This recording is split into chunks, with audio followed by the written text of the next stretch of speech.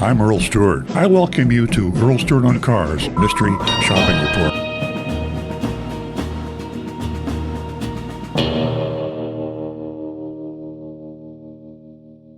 Starling, Buick, and Stuart, Florida. We mystery shopped them. Prior to last year's mystery shop, Carl's Buick hasn't performed too well. They've used bait and switch ads with unobtainable rebates, and as I mentioned, the standard slate of junk fees. This week, Agent Lightning found out that Carl's Buick is no more. A little research revealed that Carl Fisher retired last year and sold his Carl's Buick to a little-known small group known as the Starling Automotive Group. They have 6 dealerships, including the newly acquired Carl's Buick.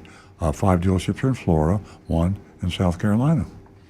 It's so exciting to test the waters in a brand new dealership. New ownership means new management, new culture, new ads, new tactics. The changes can be good or bad. For the sake of our listeners on the Treasure Coast, let's hope they're good. Speaking in the first person, I am Agent Lightning. I arrived at noon and was greeted by a customer service person at the front desk. I told her I was in the market for a new car. I wanted to take a look at what they had in stock. The lady introduced me to a nearby salesman named Lee. Lee said that he would be more than happy to assist me today. We shook hands. He took me to his work area. Lee had an extensive battery of questions to ask me about my preferred vehicle.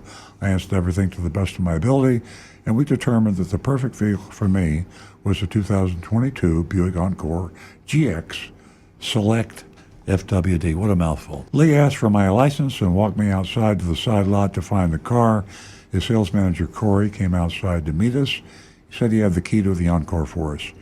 The MSRP was $27,780, which included a $50 credit because there were no heated seats. Lee said as soon as the chips became available, he'd call to arrange to have them installed, but he had no idea how long that would take. We test drove the Encore. Due to a lot of construction, our excursion ended up taking over 40 minutes. I guess they're expanding the dealership. Lee was apologetic. We returned to the dealership. Lee asked what other vehicles I was considering. I said I was also looking at Ford Escapes. I asked Lee if they were selling below MSRP. He said he wanted to be really upfront with me and said they were adding $3,000 to MSRP because of the car shortage. But he added he would still try to give me a good deal and keep me from buying elsewhere. Lee said that other dealers were selling their cars for $10,000 to $15,000 over MSRP. I said, yikes. And then I told him to go get me a good deal. The games began. Let the games begin. Lee said he needed to get the numbers from Corey, the manager. Here we go. Back and forth, back and forth. He was gone for 15 minutes. He returned with a worksheet. Top line with MSRP, a $250 rebate came off, but the price started to go up. They added a $3,000 market value adjustment, MVA, $121 in taxable fees, a.k.a. hidden fee, dock fee, junk fee, and an $8.99 dealer fee, a.k.a. junk fee, hidden fee. Starling Buick's price was $4,020 over MSRP, and the salesman just said it was $3,000, so there's the first lie. Lee asked me what I was thinking. I said I was thinking I wasn't paying $4,000 over MSRP.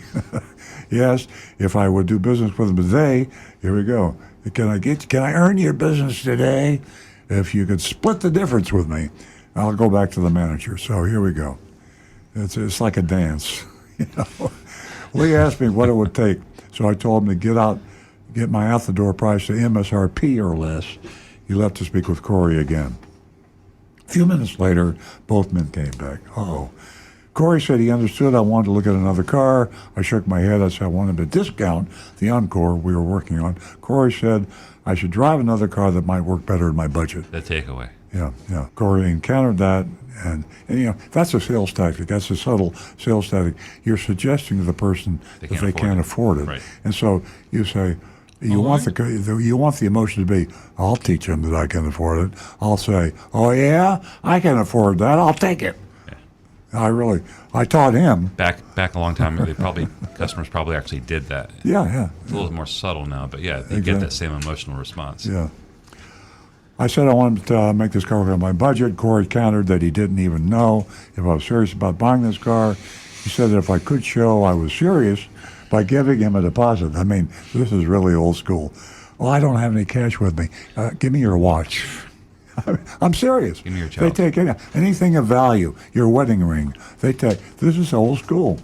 And letting him run my credit. Oh, yeah. I'm going to run your credit. I want to see if you can knock your head off in the box in the F&I department.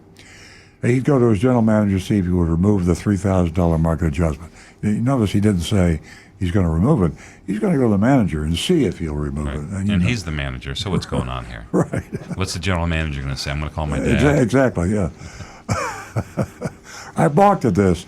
He said he knew I was also considering Fords. Told me that Ford is marking the cars up 10,000, 20,000, even 30,000 over sticker, and he's only going 3,000. I shrugged my shoulders, said sorry, and walked out. So there we go. That's a classic old school. Starling, I'm guessing you never heard of him, but I bet old man Starling started out in the business a long time ago, and he's teaching his sons to do it exactly the way he always did it. And that's what they're doing.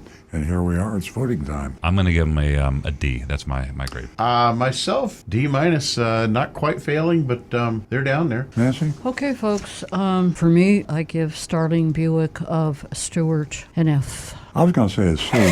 I'm going to lower my grade to a B because of the older than old school tactics in insulting the customer. You don't insult the customer. Yeah. To earn his business.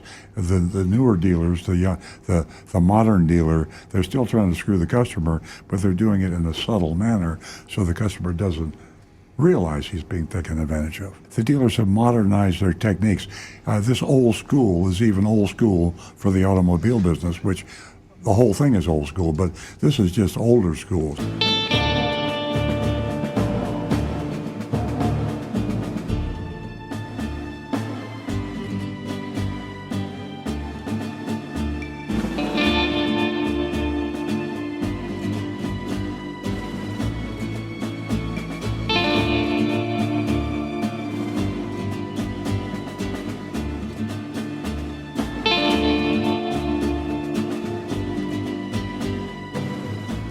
Hi, this is Earl Stewart. Thank you for watching this video. If you would like to be notified of new videos that we post to our YouTube channel, simply click on the subscribe button and the bell icon in the lower right-hand side of the screen.